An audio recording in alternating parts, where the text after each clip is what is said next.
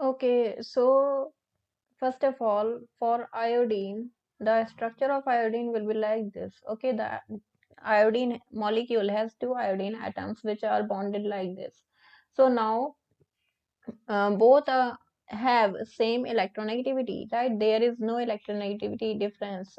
So since there is poor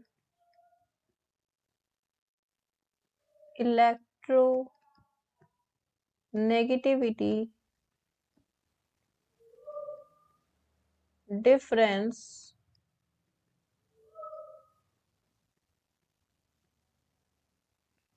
hence, so in that case